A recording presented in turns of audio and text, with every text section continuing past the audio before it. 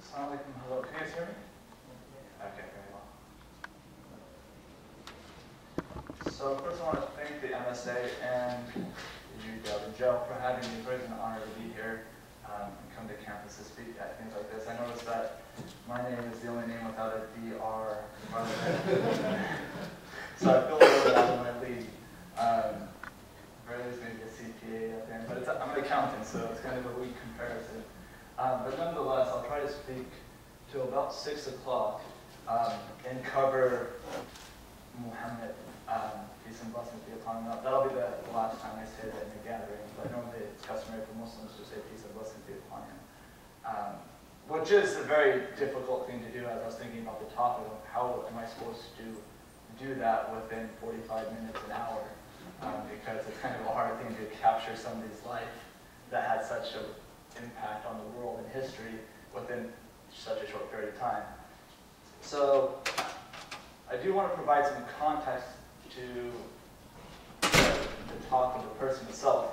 First is, for non-Muslims, when you hear the name Muhammad, what's the first thing that comes to your mind? Just kind of out of curiosity, if you could raise your hand if you're not Muslim.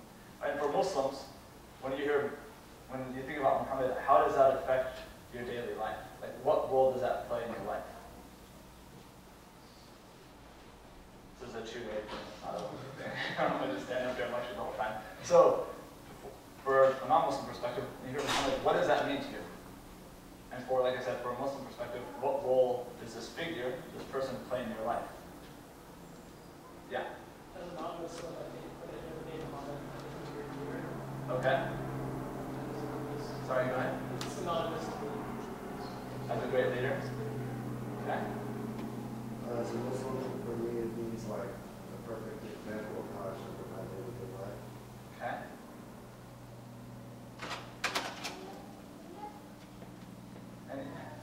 Anyone else?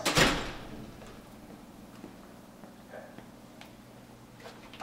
To me, it's an interesting question. The reason why is for me to say to someone that little kid in the back, 15-month-old kid that you'll hear probably talking or trying to talk here shortly, why would I say that I want my son to follow in a certain person's footstep for footstep? To me, that's a very strong statement to say that I want, since he's this young, that I want him to model his life after this person. So to me, that's something, when somebody says a statement like that, I would ask the question, why is that? What's behind that statement? So what I'm hoping to do in today's talk is have a discussion. And if you have a question during the discussion, just raise your hand. And hopefully it'll be somewhat interactive as opposed to a one-way lecture. It's like 5 o'clock or so, right? And you guys have sat in lectures all day. So the last thing you probably want to sit through is another lecture itself, right? So if you have something that comes to your mind during the talk, raise your hand. And let's try to make this a two-way discussion as opposed to a one-way lecture where you're sitting and listening the whole time. And you're not going to, and the result is you may not get as much out of it. So the topic is a great topic, man behind the message. There is a verse in the Quran that says, قُلْ إِنَّمَا أَنَا بَشَرٌ مِثْلُكُمْ يُوحَى إِلَيَّ أَنَّمَا إِلَهُكُمْ إِلَهٌ وَاحِدٌ. Says, say that verily you are a man, like yourselves, like the people around him. You're a man like them, except for you've received revelation that God is one God. So when I think about this topic about man behind the message, that's a very true statement that he is a man. He's nothing more than a man. But he's a man who was selected to receive revelation. That's the distinguishment between me as a male and Muhammad as a man, or a man. The distinguishment is that he was a person selected by God to receive revelation. But he's a human being, he had flesh, he had blood. And the Quran goes on to speak about, they say, the people around him, they say that he's a person that eats food like us, and he walks in the marketplaces, right? Why doesn't an angel, only if an angel was descended next to him to help him, right? That's what the polytheists or the people of his time are arguing. He's just a man. But he's just a man. How can he be a prophet? Why isn't there an angel with him?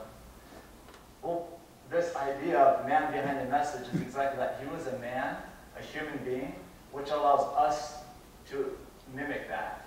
Because as a child of Adam, that there's a default denominator between us and this man in that he was a human being.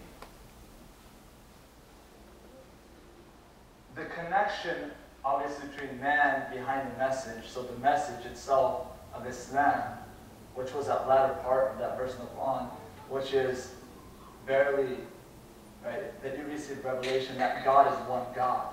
That's the essence of Islam when you drill down to it, that there's only one God, and that Muhammad was his messenger. And just a note of clarification, because I saw it on the writing of the text of the poster, and I've seen it elsewhere, that Muhammad was the founder of Islam. What does that mean? So someone who's Muslim, what does that mean? If I say, what does Muhammad being the founder of Islam mean? Go ahead. If you say that he founded Islam, it means that he created it. He created it. Okay? Anyway, what does it mean, or Muslim, non-Muslim, when we say that Muhammad founded Islam, right, what does that mean? Conveying the message. He conveyed the message. Okay? Anyone else? When I hear that Muhammad founded the founder of Islam, to me that's true and that's not true. It's true in the sense of conveyance, but Islam, if you remember that there's only one God, that's something that we believe Abraham said, right? That Adam said, that Moses said, that we believe Jesus said, that Noah said to his people. That this isn't a new thing that's been created, but it's a continuation or a re-expression of a message. It's just on a different man's tongue. So that's a subtle difference when you say he's the founder of a religion. Well, he's not necessarily the creator of something new, but rather to a society that was stuck in the depths of darkness, he was somebody who came with a re-expression of something that existed. So I want to take a moment to speak about pre-Islamic Arabia, because I think you have to in order to understand who this person was and the context that he lived in. And to understand him as a human being, to see his struggles that he went through, because you understand the picture that he found himself in. And the way I can most easily think about it is it's a combination between modern day Las Vegas and Gladiator. And I say that, you guys seen Gladiator? Yeah. For the most, yeah? I don't know if you guys, don't answer this, but Vegas I've never been, but I've heard that it's Sin City and there's other things that go on there. So when I say that the Arabs, they call it Jahiliyyah, this place, this pre-Islamic time or time of ignorance, in that they had noble traits, but there was predominant things that existed in the society that Islam came to abolish and elevate. And when I say that, I mean they had an economic system that was built upon idolatry or polytheism. So they would have an annual pilgrimage to Mecca, and they would buy and sell idols back and forth. And they would bring their idols on trips, and they would worship their idols. And prostitution was very, very prevalent, as was alcohol. And gambling was also a very big part of that society. And where Gladiator fits in is that it was a very tribal system. I spent a short amount of time in Yemen, and I realized how tribal the Arab tradition can be. In that if you kill my third removed cousin accidentally, and you're from a different tribe, well, that's grounds for warfare.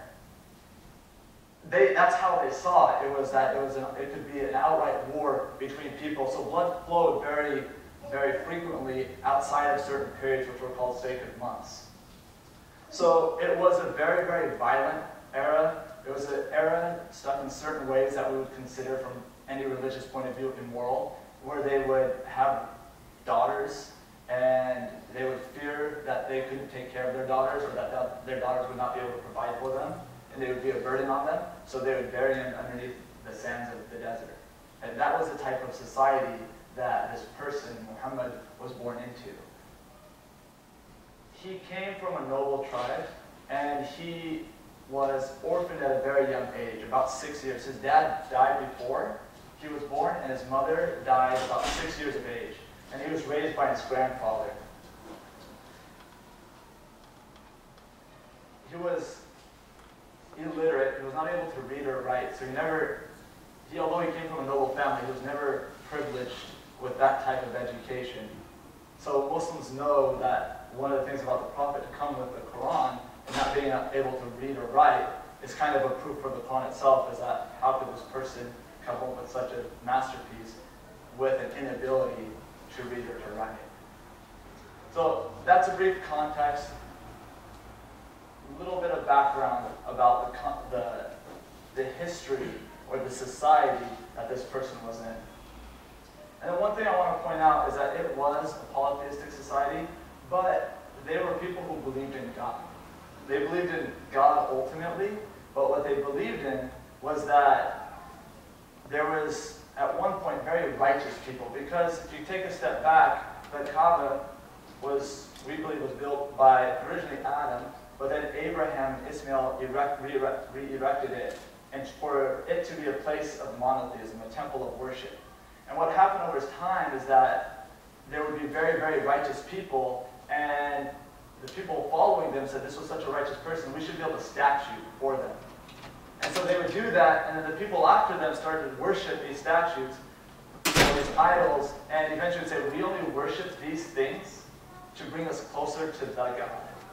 So the idea of monotheism was in the background, but there was all these idols that surrounded their day-to-day life that they would actually worship and carry with them. And that was the onset or the platform that the Prophet came to. Any questions up to this point? Okay. The Prophet was born in 570 AD, and he received the first revelation when he was 40 years old. Previously, before the age of 40, he was a merchant and he was a shepherd. And he was actually married at the age of 25 to a woman who was the age of 40, who was divorced twice and had 2 children. So he had this reputation of being al-amin, as-sadiq al-amin, which means that you're the truthful one, you're trustworthy. And he had this reputation. This is, again, before Islam, was just a characteristic that he was known by. There's a story that predates Islam that there was 4 tribes arguing. Anybody who's been to the Kaaba or seen pictures knows that there's a black rock on one of the corners. And the story is that these tribes were arguing about who gets to place this noble rock onto the corner because it had fallen out. So they were disputing and they couldn't resolve their dispute.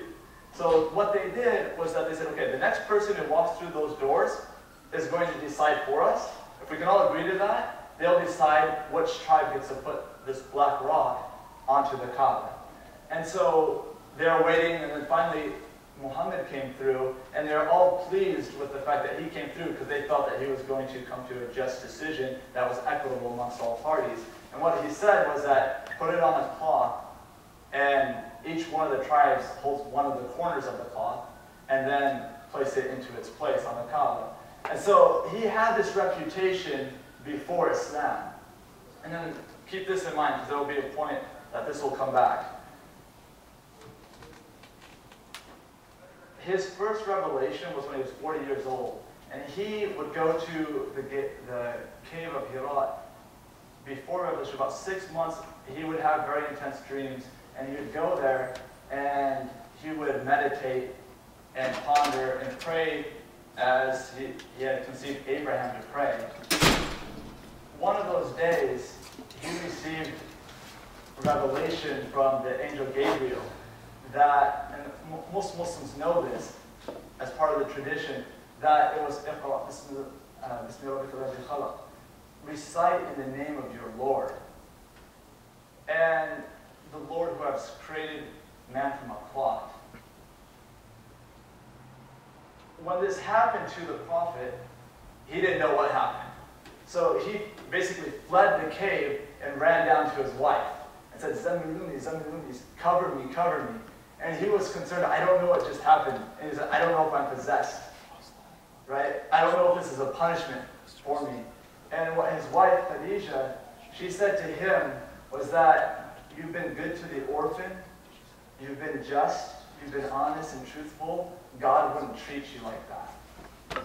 And so she took the prophet to her cousin, Waraq bin Nawfal, who was a Christian monk, who was versed in the Christian tradition, and he described the event after listening to the story. He said the person who greeted you was the Archangel Gabriel, and you received revelation. And what he would go on to say is that your people are going to expel you from your land.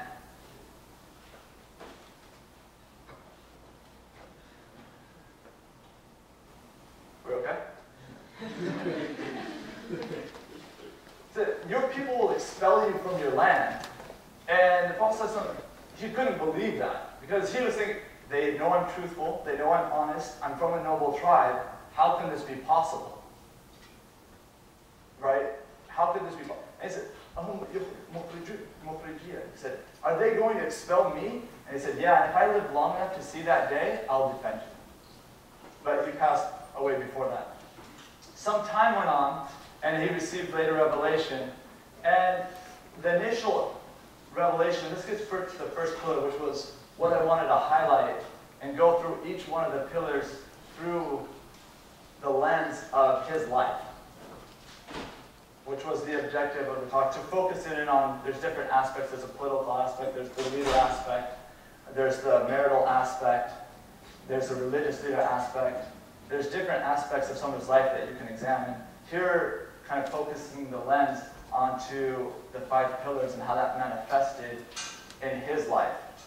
But I think it's important to create the backdrop of him as a prophet before jumping into that. And him as a prophet, he received revelation, some time passed on, then he received another revelation event from the angel Gabriel that said, which is, O you who are enshrouded, arise and warn. And this is when he actually set out to become a prophet in the sense that he's calling people, or a messenger. That he's going out and reaching out to his nation, his people. So he receives this, he believes it to be a revelation, a commandment from God, and he doesn't have a choice. So in the Arab tradition, what they would do is somebody had a very important notice. Okay? What they would do, if there's a desert storm, or there's an army, or something that was outside that was going to potentially harm the people, or people needed to be aware of, somebody would go on, there's a mountainside that they'd go on during business hours, and they would call and shout and gather all the people, and they would be naked. That's what they would do. They would be naked, they would shout and scream, get all the people, and then they would make their announcement. And that was part of this tradition that the Arabs had before Islam.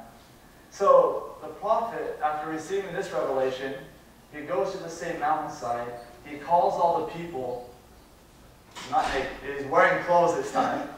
The prophet, yes, wear clothes. So he's wearing clothes, and the people gather. His uncles, his relatives, his colleagues, friends, etc. They gather around, and he says, if I were to tell you that behind me is an army waiting to attack you, would you believe me? And they said, of course, you're the one who's truthful and you're the one who's honest and trustworthy. Then he says, okay, I've come to warn you of a punishment that's in front of you if you don't change your ways, essentially. And then they said, you're wasting our time. Is this what you called us here for? You know, if this is what you called us for, never call us again. You know, and then they went off into their business day. From that point, and this gets into the first pillar of Islam, is when the Prophet started proclaiming the message, or the shahada, which is, La ilaha illallah Muhammad Rasulullah. That there's no God but God, and that Muhammad is his messenger. So he would go out into the markets and say, Qulu la ilaha illallah tuflihun. He would say, O people, la ilaha illallah, there's no God but God, and you'll be successful. That was his mission in Mecca. And in Mecca, the people didn't really care, the Quraysh, his own people, because although it would be like going to Vegas and saying, okay, gambling, we're going to have to legislate that it stops. We're getting a petition, it's just hurting society, people are leaving broke, and it's making just a couple people very wealthy. It's wrong across the board, and we're stopping it, as well as drinking. Right? You're going to a society that revolves around tourism related to a certain event, and you're saying that this is not correct, and we have to stop it, and we have to live a more moral life. So essentially, they didn't really take it too serious at the time, because although he was king, he didn't have a following. So in 3 years of calling people to the Shahada, La ilaha illallah, there was only 30 people or so who actually followed him. So at that point, they didn't take it too serious. It was after some time that 30 turned into larger audiences. And those larger audiences were also bringing in their families and also sharing this news about what Abraham initially came with, and what Moses came with, and what Jesus came with, and Noah onward, John the Baptist, etc., all the way back to Adam. This message that's been put underground, and that this economic premise of idols has superseded what was before, right? He's resurfacing this idea, or this re-expression of faith, of monotheism, and as the audience or the faith adherents grew, then they were like, okay, this is causing a problem, right? Because you're having this annual pilgrimage, and you have these people saying, it's not what you think it is, there's a better way, here's revelation, this is from God, etc. Don't go, don't buy, don't trade, etc. So that now became a threat.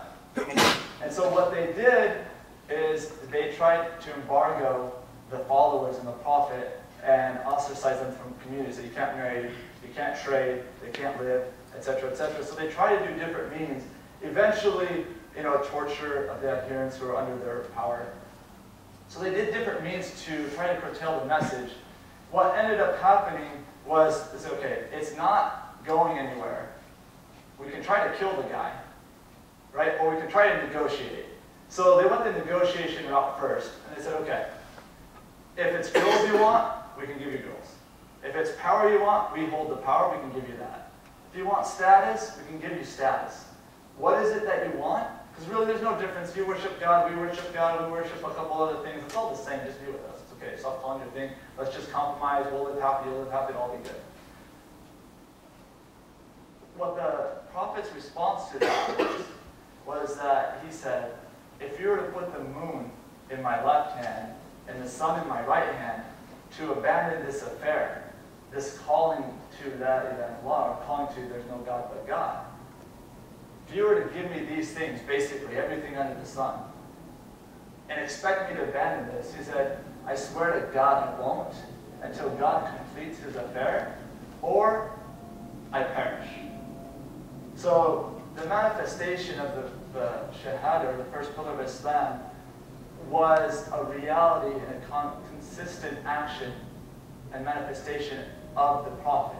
It was his constant calling, right? His concern was for other people's guidance. And that if you live in darkness and you're outright indiscriminately killing people, and you're oppressing people, and you're burying babies, etc., etc., if you're doing all those things, right, you're in need of guidance, and here's what's come in the form of guidance. And there's a very pointed example of that, and one of the battles of Uhud, the Prophet, it was one of the battles that the Muslims actually lost. And the Quraysh, the polytheists, were coming, they were attacking, and at one point the Muslims were winning, they were victorious, even though there were lesser numbers. Tides had turned, and certain companions, key figures in the battlefield were dying. And so some of the companions went to the Prophet and said, you're a prophet of God. Just ask God to destroy these people, and we'll win. That's all we have to do. Your supplications will be answered by God. Just ask God right now, and we'll win this battle, and we'll stop losing our family members. And his response to that statement, and you kind of got to picture yourself, and he's blooded, his nail is in his cheek, and he has a chipped tooth, and he's bleeding, and he's seeing his close companions die around him. And these are his outward enemies, people who are trying to put an end to his message and kill his contingency. He says, when they ask him to make a supplication, he says, I was not sent as someone who curses or condemns people, but I was sent as someone who calls people, i.e. to guidance, and as a mercy. And then he actually supplicates, and he says, oh God, guide my people, for verily they don't know. Right? So, again, this idea of shahada, of concern for others, of them wanting to hold a certain belief and a faith so that they can achieve salvation, was his ultimate goal, whether it was in the battlefield or in the markets, right, or when he was actually worshiping.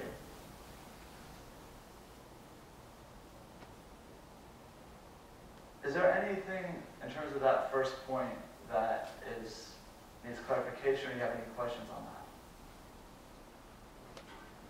Crystal clear?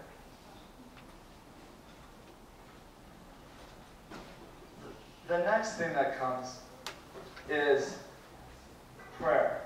And prayer in Arabic comes from salat. And salat comes from a root that's sula. And sula means to connect oneself. So people who've ever been in the Arab world know that salat means like your like a phone booth, basically. So the idea being there is that you're connecting yourself to God. And that comes down when the Prophet goes on a night ascension, when that's Isra and Miraj, and up to the heavens. So he rides basically, it's a winged beast to Jerusalem, and it's kind of a time out of time, place out of place event. He rides it to Jerusalem, and he ascends to the heavens, to the presence of God. And it's kind of interesting because he's in the presence of God, that Archangel Gabriel can't go beyond a certain point. So it's just God and the Prophet.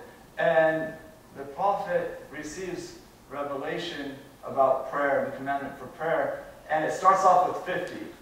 And then what happens is, the Prophet accepts that. He says, for your nation, this is the commandment. It's 50 prayers a day. So then he goes, so he's descending back, and he meets Moses in one of the layers of heavens, and Moses goes, what did God tell you? And then he goes, we have to pray, my nation has to pray 50 prayers a day. And Moses goes, go back and talk to God, because that's not going to work. So, the prophet, he doesn't want to dispute with God. And so he goes back and he says, Moses says this. And so then God lessens it to 45 prayers per day. He goes back and what did God say? So it's 45 things, and that's too much. Your nation won't be able to handle it. So it goes back and forth until what is reached? 5 prayers a day. So the actual mandation, the obligation of prayer occurs in the heavens, comes back on earth, and when the prophet receives this, then he orders his followers saying, we have to pray. In prayer, if people have seen Muslims pray, right, it's not just there's bowing, there's prostration, there's standing, but it's a vehicle for that connection. And the idea there is that you are throwing material things away, and you are submitting yourself to God. And you're having a time of the day that's spread out for a reason. Because even one of my colleagues, she's like, so you pray? Like, yeah, I pray. She's like, how many times do you do that? 5 times a day. She's like, 5 times? She's like, well, how do you do that with work? I'm like, well, I just, excuse myself, find a quiet place, and I know which way to pray, and, I pray takes like 5 minutes or so. She's like, throughout the day, 5 times? I'm like, yeah. She's like, I don't know how you do that. She's like, why don't you just do that all in the morning? And I was like, great question. She's thinking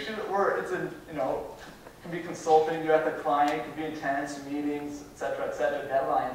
She's like, why don't you just get that out of the way in the morning? And when I thought about it, well, that's part of the purpose, is that you have throughout your day, before dawn, at the zenith, when you're, a little later than that, right after sunset, after the twilight, the sky disappears, throughout certain parts of the day, you have a constant relationship with God, which is much different than me waking up, praying my 5 prayers in a row, and then just going off into my day, because human nature is to forget. But the idea, as one of the Muslim artists said, is that it's my rehab. It's what I need to visit throughout the day to reconnect myself and align myself. So the prophet he received this revelation in the heavens. He comes back and he orders his community to pray. So we have to pray 5 times. And the way the prophet learns to pray is through the archangel Gabriel, who teaches him how to make ablution and how to pray, and each of the different prayers. And he initially, he would pray how Abraham prayed to the one God. Now that this came and he learned from the angel, he would pray that way. His followers would pray. They'd pray in congregation. And he would pray in front of the Kaaba. And the Kaaba is a place where they were trading and buying idols. And he would pray on one side of the Kaaba and he would pray on one side that was facing Jerusalem, because initially that was the direction of prayer. And so he would pray on that. One time he was praying, he was in prostration, and they had killed a camel. In the society, they had killed a camel, and so they said, you know what? He's doing it again, right? He's doing that prayer thing. Go get the guts of that camel and put it on his back. And so they did that because it was a very antagonistic society. They wanted an end to this. And so they did that, and it was on his back, and the prophet's daughter ran out to her father, and she wiped away the guts from his back, and he came from prostration, and he finished his prayer. And Abu Bakr, one of the closest companions to the prophet, went out there, and because they were starting to intimidate, they were getting violent, and he went out there to defend the prophet, and he said, "Are you going to harm and kill a man because he says my Lord is God? So are you going to harm and kill a man just because he says my Lord is Allah, right? Is God?" And again, that's getting back to the manifestation of Shahada, but in this context of he's defending him, and what they do is they hear him say that, and then they just start beating him up. And then the prophet escapes, and then there's a story behind it. Basically, he's so bloodied up that they can't tell between his nose and his cheek because of his defense of the prophet, the person he's given allegiance to. But the prophet, prayer was at the pinnacle of the prophet's life. His house in Medina was right next to the mosque where the Muslims would pray 5 times throughout the day when they were physically there. And that's where the community evolved from. That's where people would come and they'd congregate and they would learn. And it was a social intersect as well.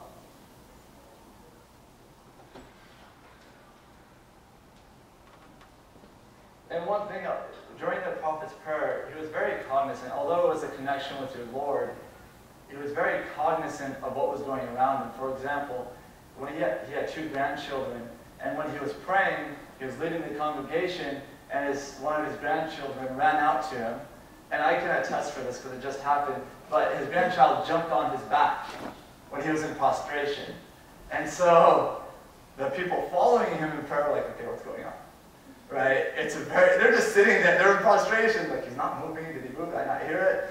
And what's happened is his grandson's just laying on his back. And so the prophet is in prayer leading the congregation, he just stays down.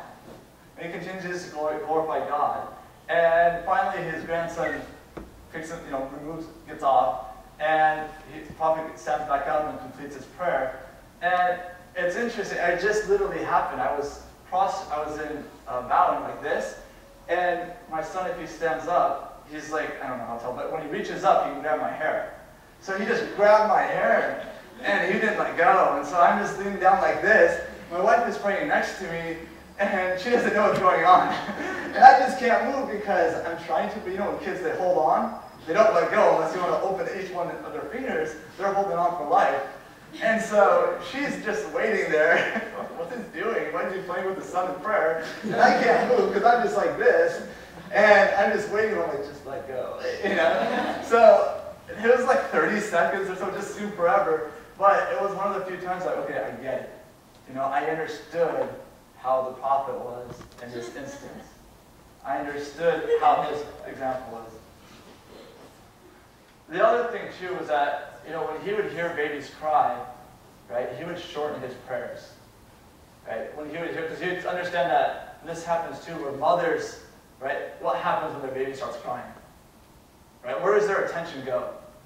Right? It goes to the mother. Right? Or sorry, it goes to the baby.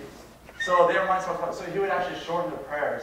And there was one time I was with the little one, and I went to a mosque, and I can understand that, although I'm not a mother, but I was praying, and I was like, just hopefully he'll stand still, you know, and kind of not go to strangers. And then the prayer, he's like leaving, and he's going out, and the door's open to the mosque, and it's on the street and stuff like that. And so your concern is gone. And so you're just hoping that the imam, the leader of the prayer, wraps it up, right? Because your focus and your intention is not where it should be. But my point is saying that prayer was pinnacle to the life of the Muslims and the Prophet's life, but yet he was aware of people's needs in a religious worship. It wasn't a black and white thing. In his household, they would say, how was the Prophet with you? And there's two things he would say. They said, his wife said, he was in the service of his family. When he was at home, he was in the service of his family. And the other thing they said was that when the call to prayer came, it was as if we were strangers and he was a stranger to us. Meaning that once the call to prayer came, in his life, that was God calling him to reconnect, to reestablish that relationship, and that everything else was below that and didn't merit the attention.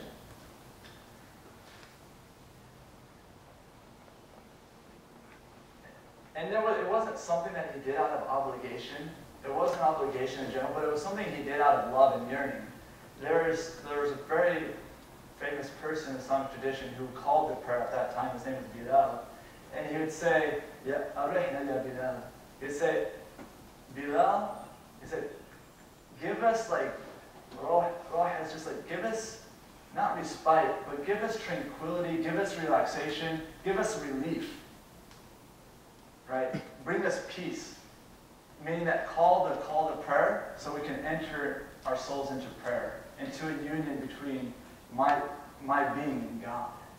And so it wasn't something that you look on an outward shell that was something that was rigid and concrete, but it was something that brought solace and comfort to one's soul. And that was his relationship with his Creator. And that's why he did extra things out of the 5 prayers that would continue. Prayers throughout the night, things of that nature. Any questions? 9 minutes or so left. So I'll kind of run through the rest of the 3 pillars. Zakat, people know that it's 2.5% of your alms. It's alms giving 2.5% of your wealth. That's above a certain amount. That's remained above a certain amount throughout a year, a lunar year. And that didn't always necessarily apply to the Prophet because he was very poor. He gave pretty much everything he had away. So his bed was just a straw mat. And that's why some of his companions would weep. They said, Caesar and these other kings have these palaces and castles, and you are a prophet, and this is how you live. Right? They would say, your family and yourself have been surviving off dates and water for the last 3 months. Enjoy, take care of yourself. And he would always respond, he said, this world is for them, and the next life is for us then. I've been given the choice to be a prophet and a king, and a prophet and a slave, and I've chosen the latter. Like David was a prophet and a king. I've been given that choice, but I've chosen to be a slave and a prophet over a king and a prophet. And that's what he opted to. So in that, his zakat, or his almsgiving wasn't always there because he wasn't required to. But what he did was he would always give material things and encourage his companions to give things for the sake of God, such that it would comfort people or bring them comfort or remove poverty of other people. And there's many stories behind that, but I don't think we need to get into that. The last 2, so fasting. Fasting was something that was mandated in, I believe, Medina. And they used to fast before Islam. It was a practice of the pagans. They would fast on certain days for certain celebrations. The Jews would fast on Ashura, which was the day that the Israelites were saved from Pharaoh.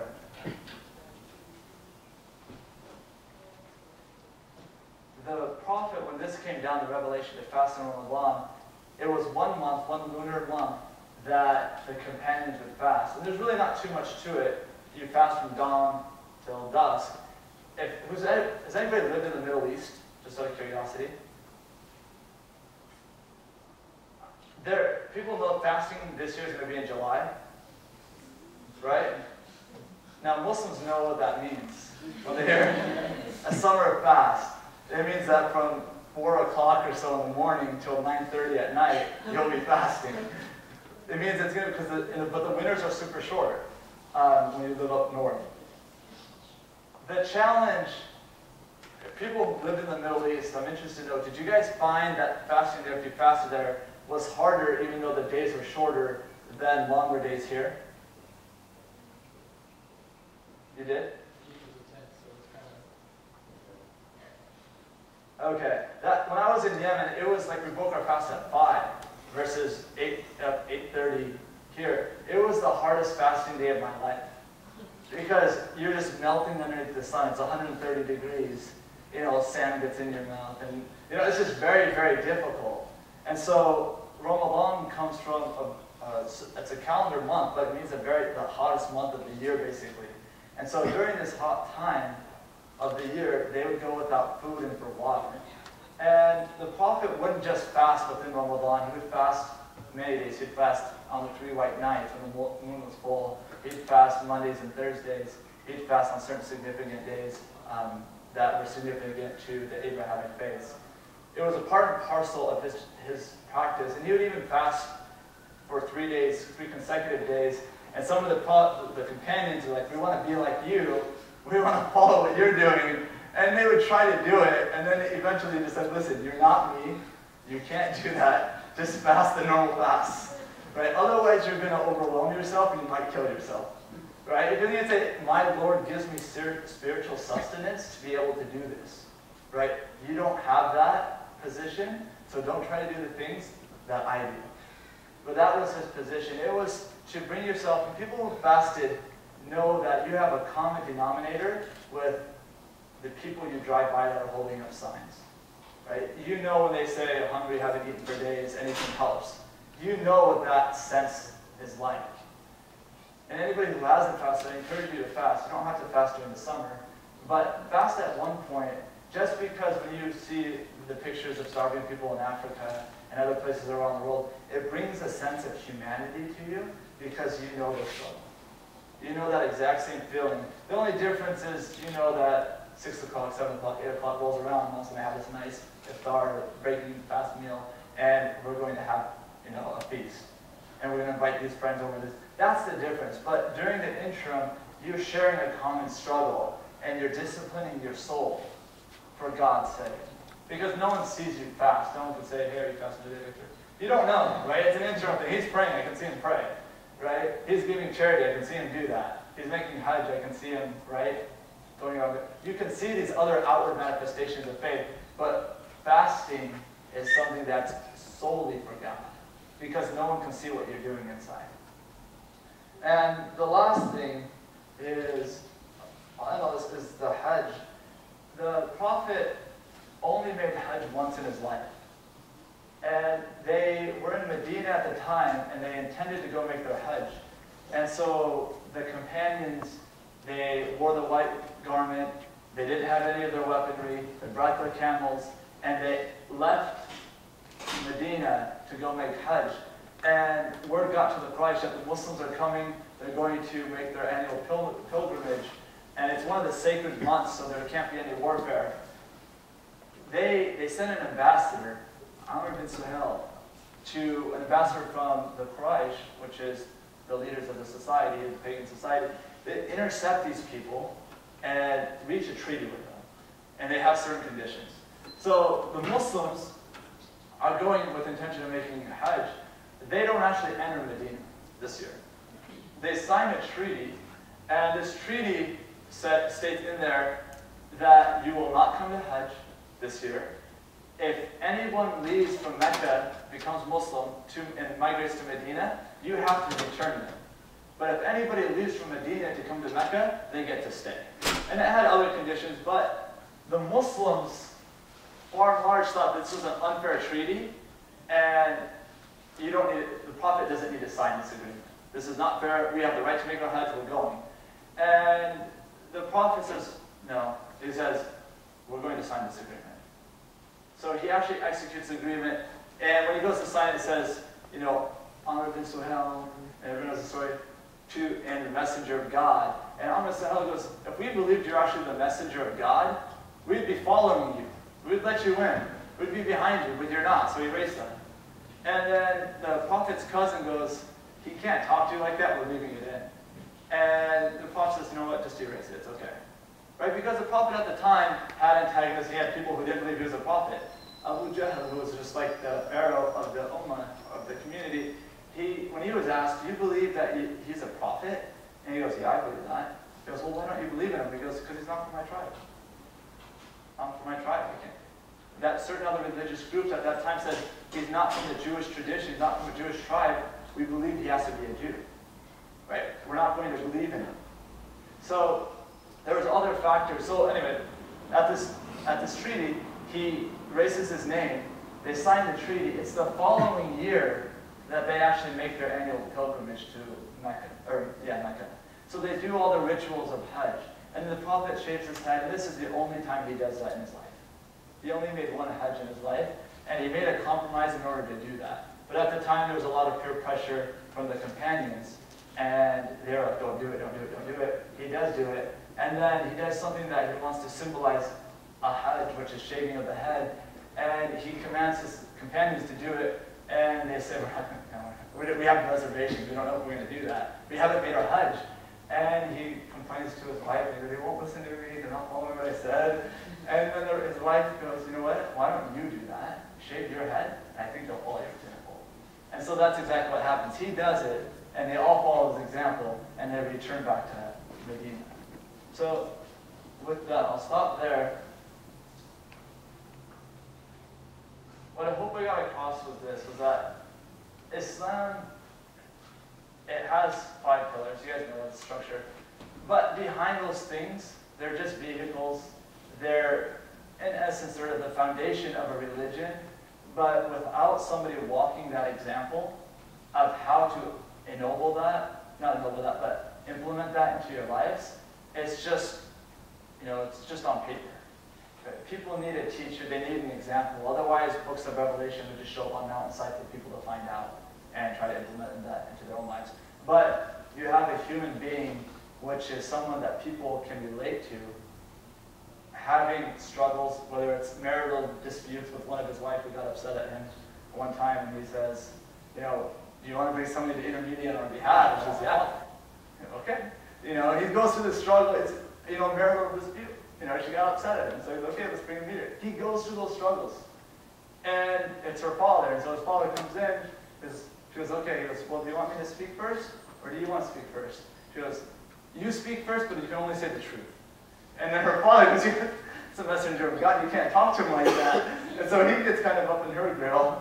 And then the prophet holds him back, and what ends up happening, she goes, oh, I love you. That's the upshot of what happens. So he's a human being, is the point. He goes through these things like a human being does. He has struggles. He has people he's trying to convince them, his own followers, and he has struggles trying to persuade them. Right? He has little kids jumping on his back. He has persecution from people who are antagonistic to him. He has negotiations. He has treaties that he signs. He goes through all these human things that happen in life. Right? And it's a way for people, when I say I want the little one to follow his footstep, what he did, we believe that he was the most beloved thing to God because of the way that he lived his life, the mercy that he showed from the orphan to the widow. Right? He was someone who loved, and he was someone who was beloved to God and loved God. Right? He was beloved to God and God loved him. So that, and he was a human being. So that's a manifestation. And I'll conclude with that note. I don't know if you guys have any questions. I hope I summarized what was intended to be discussed, which was the 5 pillars through the life of the prophet, but also painted a background of the society that he lived in, and also certain struggles on a human level that he went through. So with that, I don't know if we're opening it up for discussion or questions.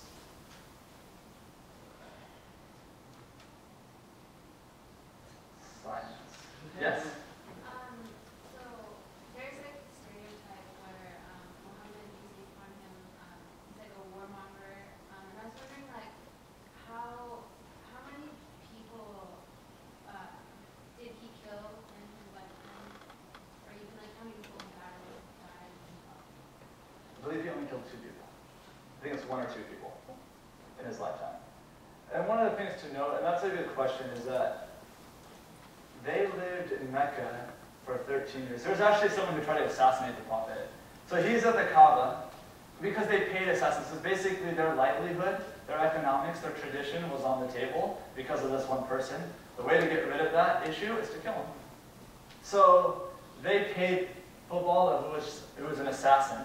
They paid him, the aristocrats paid him, and they said, see that person? Take him out. Right? So the Prophet's walking around the Kaaba, and the Kaaba's kind of the center of the market, and he sees the guy, right? So he goes, and he looks back, and he sees him, and he goes, what's going on, basically? What are you doing? And he goes, La shay ya Rasulullah. He goes, I'm not doing anything. You know? And then he just kind of walks and follows him some more, and turns around, he goes, what are you doing? He's like, like, what are you saying to yourself, basically? He says, La shay ya. He's like, I'm not saying anything, I'm just walking. So then the 3rd time he walks and he goes, he looks back and he goes, what are you doing? He goes, nothing at all. And he goes, and then he puts his hand on his heart. Okay? He puts his hand on his heart and he removes it. And pbuh accepts Islam.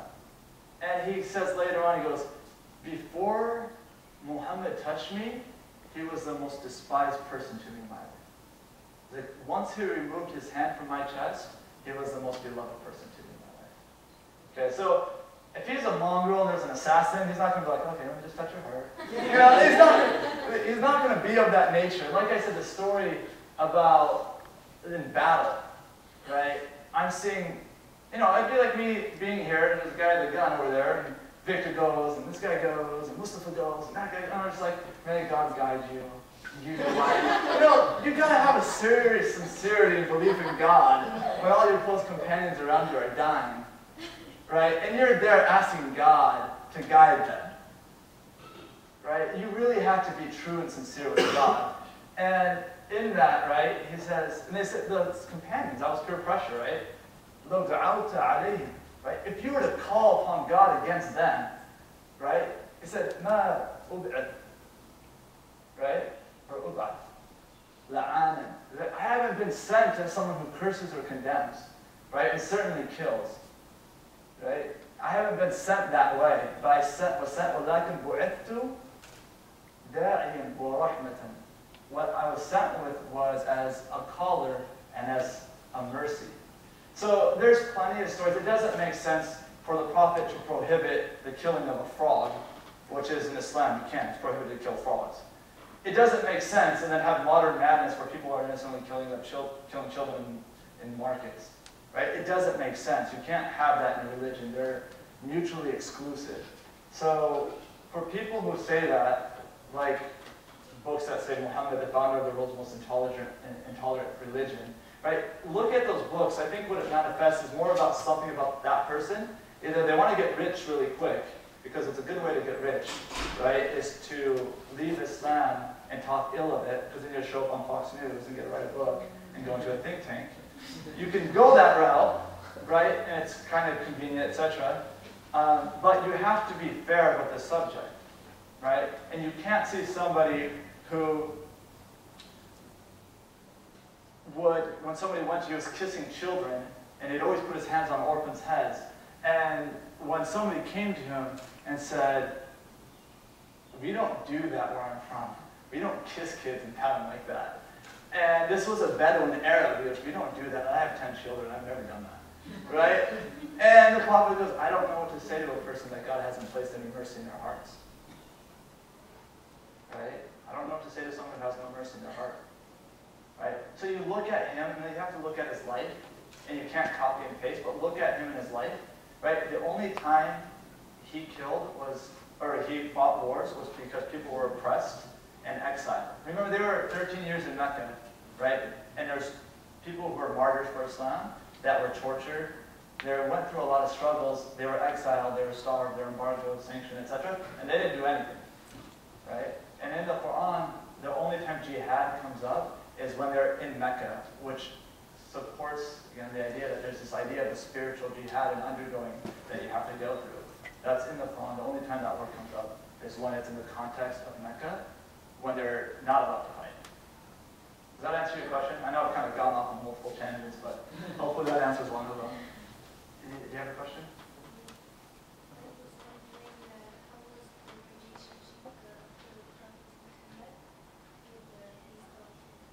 His daughter Fatima?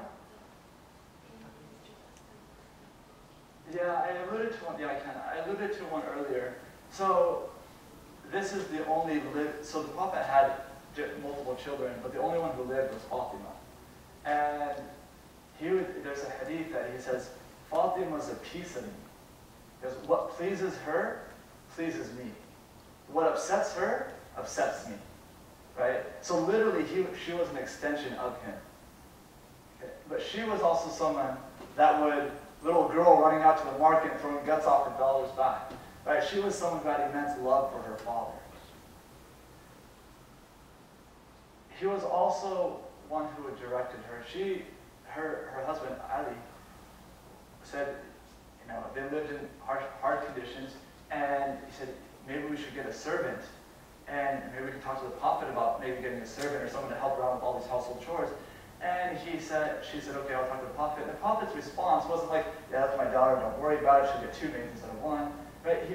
What he said was that if you glorify God after prayer, right? If you say, praise be to God, God is the greatest, transcendent is God, 33 times. He gave her a litany, basically. He said, if you say this, you'll find the strength to do everything you need to do.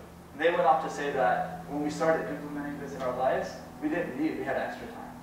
So he was very, very sensitive, probably isn't the right word, but she was very, very dear to him, but he was also a prophet in the sense of directing people towards God and relying upon God, even when it came to his own daughter. Does that answer your? Okay. Yeah. Can you talk about when we say, let's say piece of window or so, what's the rule or the requirement? Yeah, and that's a good question, right? So if I wasn't Muslim, and I was like, I heard someone say, Muhammad's Allah, what? What did you just say? Right? Muhammad, peace be upon him. Why? I would raise that question. Why would you say that? Jesus, I just say Jesus. There's an idea that these are prophets, right? And that we should hold them all in a high state of honor. And that even when you mention other prophets, you say, upon them be peace, right? It's not just exclusive to the last prophet. It's that even, it's recommended that if you touch the Bible, you're a Muslim, and you touch the Bible or the Torah, that you're in a state of abolition, right? Out of respect for the book itself, right? The fact that we may not believe that that's exactly the revelation, but part of it could be, right? Part of it could be, and there's stories that are common, to the extent where Musa ate man and quail in the desert, which you'll find in the Quran and you'll find in the Gospel. Like, to that extent of what a prophet ate in the desert, right? Word for word, to that extent you should have respect with books that are divinely revealed. And so it's not just exclusive to the last prophet, but there's various hadith about, or prophetic sayings, that the miserly one is the one who my name is mentioned before him, and he does not send salutations upon me. For verily, in the Quran, there's a verse that says, إِنَّ اللَّهَ وَمَلَائِكَتُهُ يُصَلُّونَ عَلَى النَّبِيِّ يَا أَيُّهَا الَّذِينَ آمَنُوا صَلُّوا عَلَيْهِ وَسَلِّمُوا تَسْلِيمًا. Right? Verily, God and His angels send their prayer upon the Prophet. O you who believe, send your prayers and blessings upon the Prophet. So there is that imperative inside of the Quran. But from a religious perspective, right, we're wishing that God's greatest creation is in well-being and receives blessings and peace.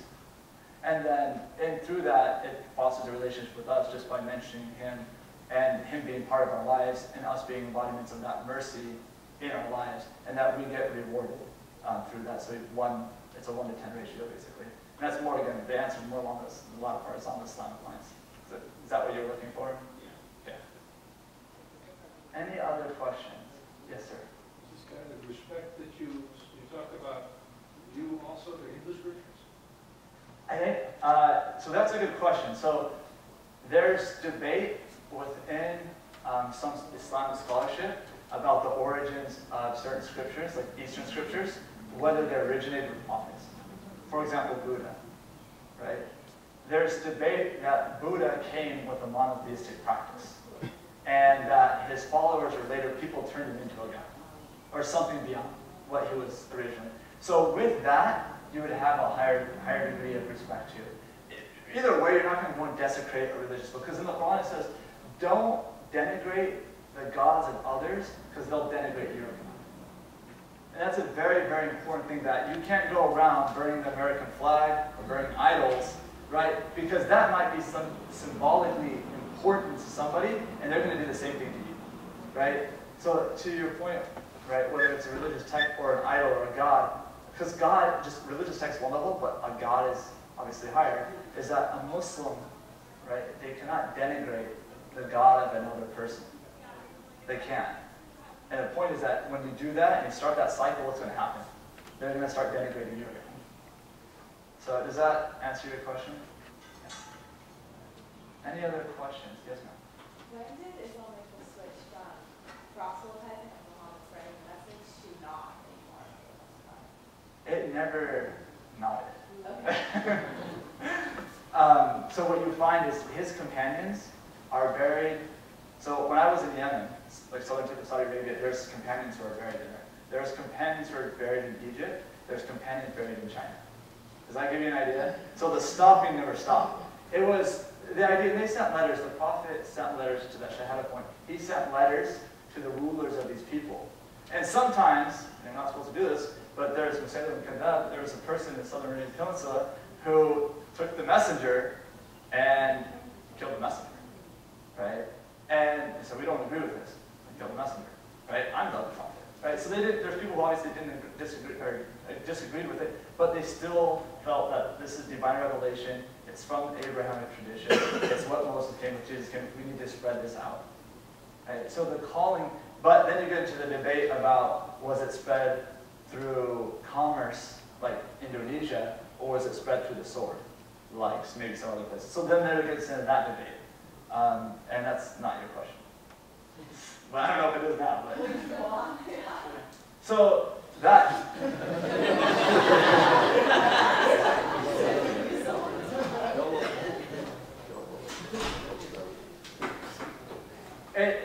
The answer is not one or it's not yes or no, right? 90%, right? And where it was effective was always spread through commerce or through expansion of the Islamic Empire. You cannot. So jihad, this would be jihad, right? In the sense there's an element of jihad that is armed warfare. In 3 of the 4 Sunni Orthodox schools, it's defensive. So you understand that? Meaning that you cannot take an initiative or a campaign to spread or to conquer. Jihad is, yes, this still remains the subject. I don't want to go too far on the tangent, but jihad is a defense to curtail the belligerence of oppression. That's the purpose of jihad, to curtail the belligerence of oppression. So when you have Bosnia and the Serbs are doing ethnic cleansing, or World War II, you have other countries coming in to stop that oppression and that massacre. That's no different than jihad. So 3 out of the 4 Sunni schools are saying that jihad is a defensive thing. You only wage jihad when people that are under your responsibility are being killed and massacred and oppressed. Then you have an obligation to defend those people, whether they're Muslim, Jew, Buddhist, Hindu, whatever. Zoroastrian, it doesn't matter. You have an obligation under God to protect those people. In terms of spread by the sword, right, there's places that Islam did spread through conquest, but in most of those places, Islam did not stay. Spain's a good example. Right? Most of those places, Islam did not stay. Indonesia, however, so there was people from the southern peninsula, Tarim, a city in Yemen, that they went back and forth between India and Indonesia. And Islam spread through these traders. They found people who were very honest, who had a practice, who were truthful, brought good products, etc., etc. Now it's the most populous Muslim country.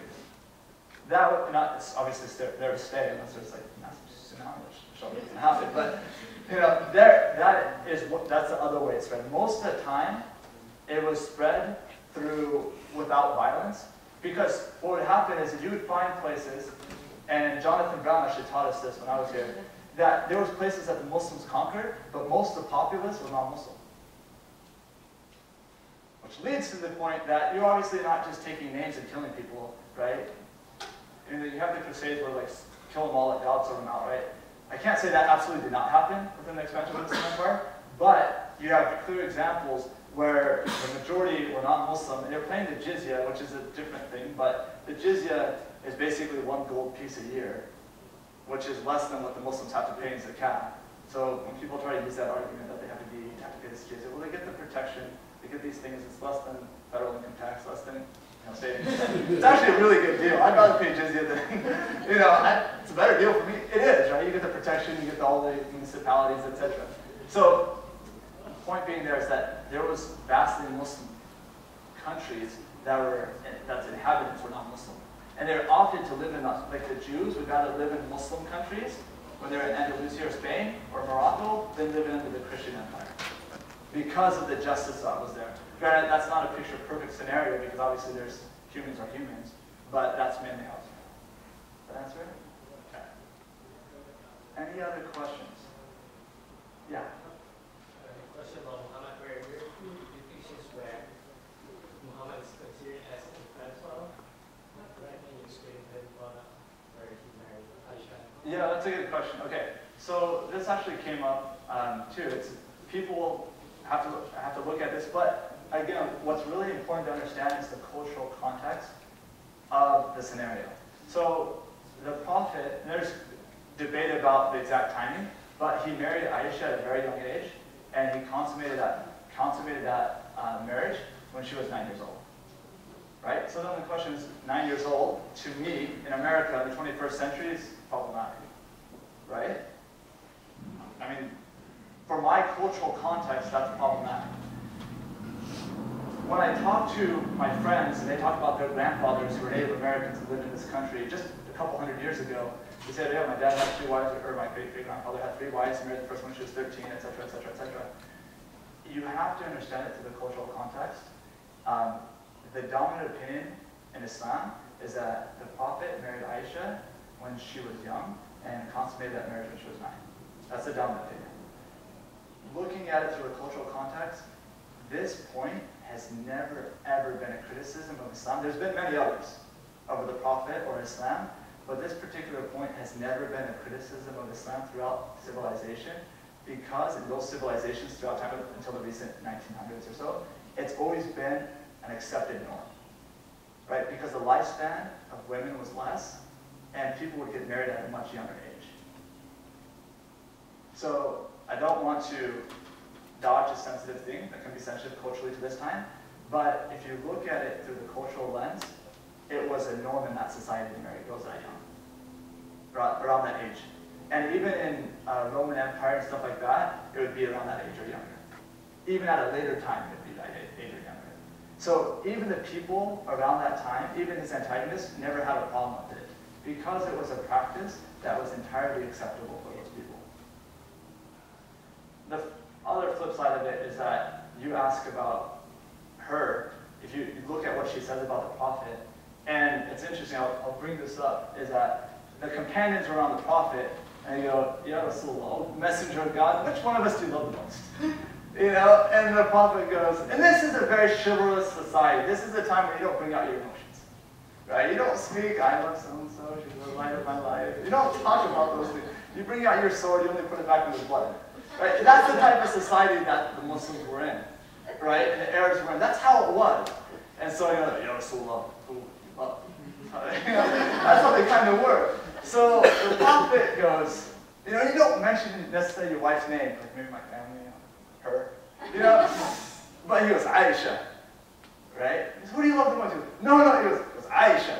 She goes, no, amongst the guys, and he goes, pbuh, right? Her father, right?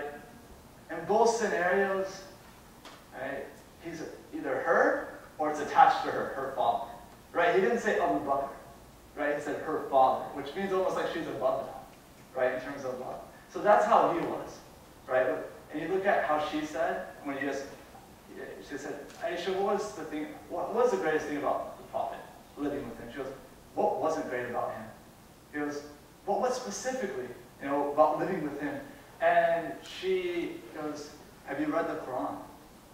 And, his character was that of the Quran, right? Meaning that all these principles of having noble character, being merciful, being compassionate, etc., being just, being honest, all these themes throughout the Quran that are there, he was that, right? So you can look at one scenario, look at the cultural context, but look at the fruits of their marriage. And she was actually one of the greatest scholars.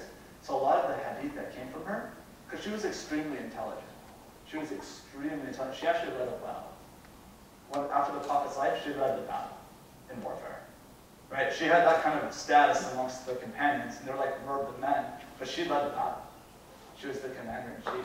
So when she talks about her marriage, right, then you get perspective about how that relation was. But she was from what you will read, she was one of the happiest people. And she had the choice, she could have left. In Islam, no one can get married, no woman can get married without her consent. It's prohibited. So these arranged marriages and stuff like that, you should look at it more through a cultural lens. But from a religious perspective, you can't marry someone without that person's consent. Does that answer your question? Okay. Was there any other questions that people want to ask? Or are you guys getting tired because I'm sitting in the chair for an hour? Okay. Nothing at all, right? Okay. Yeah. So a lot of people, I want to go back to the part about the Prophet being merciful, but isn't there, like, what I mean about stealing, the consequences of stealing, like cutting off the hand? That's like a pretty gruesome stereotype stuck to Muslims that they're pretty harsh. At what point is it? Because I've heard that cutting off the hand is an extreme punishment. Right? It's not the first punishment you do for catching someone. Yeah, I mean, because you get raised on Aladdin, right? And you have songs background and 40 Thieves, So, I mean, it's a good question. So there's capital punishment in Islam, right? There's capital punishment. It's no different than the Torah, right? The Old Testament. There's really not too much of a difference. The thing is, when you come to actual implementation, it's extremely rare. For example, the second caliph of Islam outlawed that. It's called the hudud, right? He outlawed that capital punishment because he said that if people were paying their zakat, right? If people were doing an obligation, other people wouldn't be hungry. And if people are stealing because they're hungry, then you can't do anything to them. That's a problem with society, not a problem with that person. No one in our society should be hungry. If that's the reason, they're free to go. So, and you can get to other examples where it comes to capital punishment. It happens so seldomly. But what I will say is that when you show the magnitude of a sin, of a societal sin, you show the magnitude of it by its punishment, it rarely happens. So when you have repeat pedophiles in the society, and they let them out, and you have these doctors on an island, the psychologist says, you know what, he hasn't done anything in the last 7 years. I know he did this to this many children and raped so many women, but he hasn't done anything in 7 years, and I think he's going to be okay. And they let him go, and he rapes women and kills a person, and they bring him back in, and the psychologist goes, I guess I was wrong, right? And I guess he didn't do anything in 7 years because he's just been stuck with a bunch of guys in prison, right? That's what happens, right, when you have these very, very loose laws, right? So Islam does have the idea of harsh penalties for things that harm the greater society, even if at the extent of an individual. But when an individual, for example, takes a life, they forfeit their right to life. Although Islam does also offer forgiveness, and that's higher. So you can forgive, right? You can always forgive, and like the family can always forgive. They don't have to. They can do their cheek, turn the other cheek. They can. They have that choice. But when you take somebody's life, you've essentially given up your right to life, if it's unjust. So there's many examples in terms of mercy. Remember, the Prophet isn't the one calling the shots. He's just relaying it. So if he said, God said this, I can't do much about this. This is what I've received. Right? In the Quran, it says, if you were to change any of the wordings, we'd take you by the throat. Right? The verse in the Quran says that. Obviously, that didn't happen, but the point is that he's just a warner, he's one who conveys, and he brings glad tidings. It's not his obligation, right, to mandate in terms of what's being actually revealed. That's not his role. Did that answer your question? Good? Thank you.